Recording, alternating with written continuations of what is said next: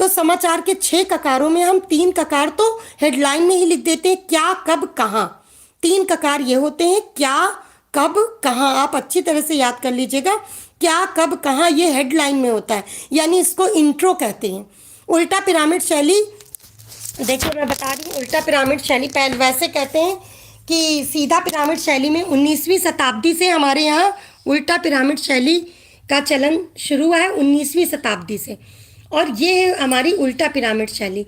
इसमें सबसे पहले इंट्रो होता है, और ये इंट्रो यानी कि समाचार का मुख्य पार्ट, जिसमें 3 ककार होते हैं, क्या, कब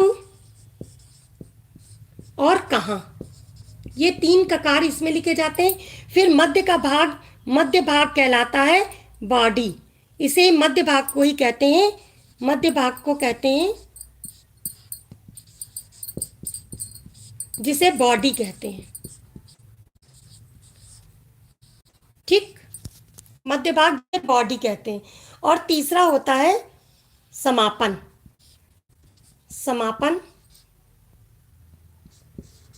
जो विस्तार में लिखा जाता है। और इसमें मध्य भाग में कौन से 2 ककार होते हैं? इंट्रो में क्या कब कहाँ होता है, 3 ककार होते हैं।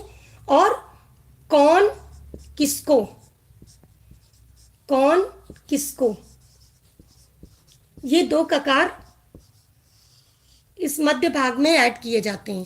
कौन किसको, आप देख रहे हैं, कौन किसको।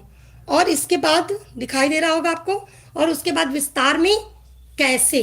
विस्तार में क्या प्रयोग किया जाता है? कैसे।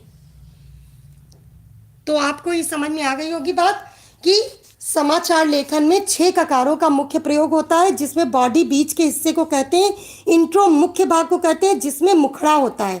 इंट्रो का शाब्दिक अर्थ कहते हैं मुखड़ा, अर्थात समाचार का वो छोटा सा हिस्सा जो जिज्ञासा उत्पन्न करता है, जिसे फ्लैश भी कहते हैं। फ्लैश किसे कहते हैं, ये भी प्रश्न पूछा गया बोर्ड परीक्षा में। फ्लैश होता है कम से कम शब्दों में तत्काल जिस घटना को उपलब्ध कराया जाता है, उसे फ्लैश कहते हैं। और क्या बताने को बता रहे हैं, पूछ रहे हैं बेटा?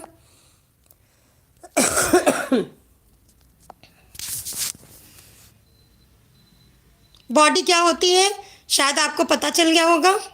रेडियो नाटक मैंने बता दिया। मैम कहानी, अच्छा कौन पूछ रहा है कहानी लेखन में? कहानी लेखन एक्सप्लेन कर दीजिए बेटा। इसमें सबसे सिद्धि श्रीवास्तव पूछ रही हैं कि कहानी लेखन के बारे में हम जानना चाहते हैं, यानी वो कहानी लेखन के बारे में जानना चाहती हैं। कहानी वह विधा होती है जो बड़े ही रोचक ढंग से जीवंत अभिव्यक्ति के माध्यम से लिखी जाती है। कहानी में जीवंतता का महत्व होता है, सबसे महत्वपूर्ण तथ्य होता है जीवंतता। यानी कहानी हमारे आसपास के ऐसे तथ्यों पर आधारित होनी चाहिए, ऐसे लोगों पर आधारित होनी चाहिए, या ऐसे लिखी जानी चाहिए जो हमें सजीव दिखाई देते हों, जो हमें लगता हो कि हमारे सामने उपस्थित है, या हमारे आसपास की ही कोई कहानी है।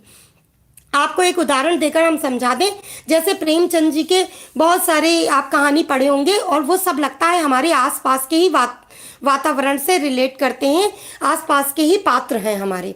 जैसे कफन कहानी उनकी पढ़ सकते हैं, उसमें जीवंतता का सजीव मतलब प्रस्तुतिकरण है, सजीव अभिव्यक्ति है, जीवंतता बहुत अधिक है उसमें दिखाई देती है। यानी हमें लगता है कि हमारे आसपास के व्यसनी पुरुष या व्यसनी लोग किस प्रकार के होते हैं, जो किसी मतलब मानवता तक को बलि चढ़ा देते हैं। ऐसे लोगों का भी चित्रण किया है प्रेमचंद जी ने। तो ऐसी कहानियाँ जो जीवंत हो उठती हैं हमारे सामने, उसे कहानी कहते हैं।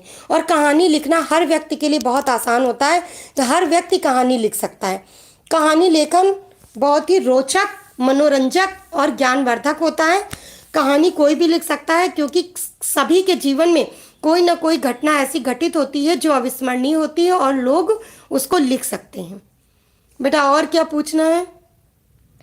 रिटन में जो आएगा, वैष्णवी ने पूछा था, रिटन में जो आएगा, क्या पूछा है?